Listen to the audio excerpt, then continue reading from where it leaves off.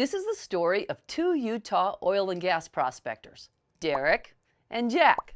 They both have leases on public land to explore and produce natural gas. Derek's lease is on state land, while Jack's lease is on federal land. Question: who will pump gas first? To solve for Derek's X, there are 4 steps to follow.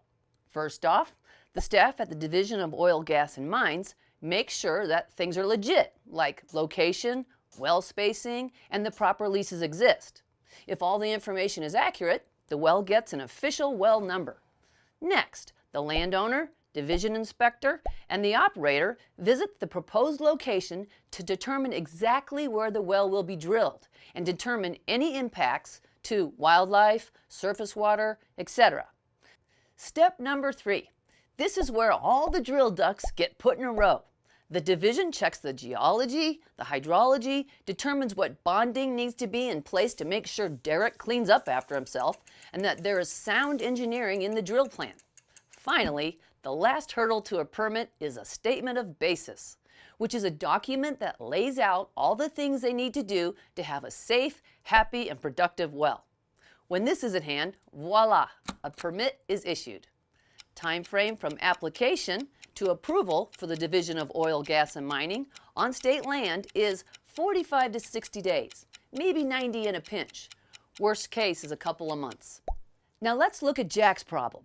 By the time Derek has his permit and is setting up his rig, Jack is typically not even a quarter way through his first step in his 16-step journey to a permit. You will see this is a very different kind of math that has to be done to solve Jack's equation when he's on federal land. Get a pencil, this might get complicated. We will condense this just a bit so you don't get writer's cramp. It starts when Jack gets his lease and the clock starts ticking. He will have 10 years to start development or the land goes back for lease, which, believe it or not, might be cutting it kind of close.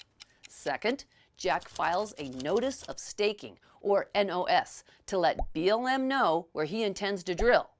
The BLM then schedules an inspection, which is posted for a 30-day review before it can take place.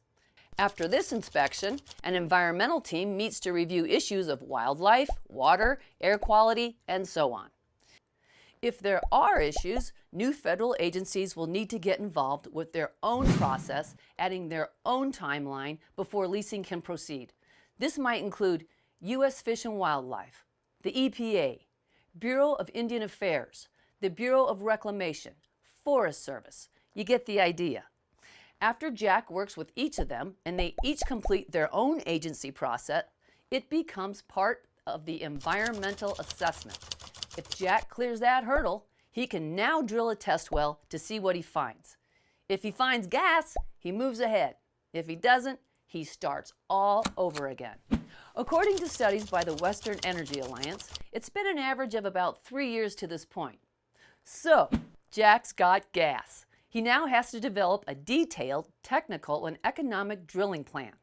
When this is complete, BLM will decide whether to start to prepare an environmental impact statement. On average, this could take the agency as long as 6 years to complete, maybe longer. The EIS will consider geology, archaeology, hydrology, and a list of possible other ologies, not to mention public comment periods, which could trigger other studies. By the time Jack gets all his drill ducks in a row, Jack is about 17 years older than when he started.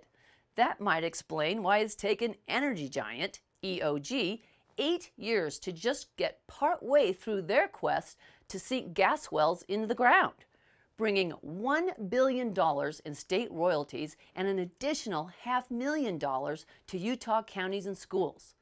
And that makes solving for X a really big number.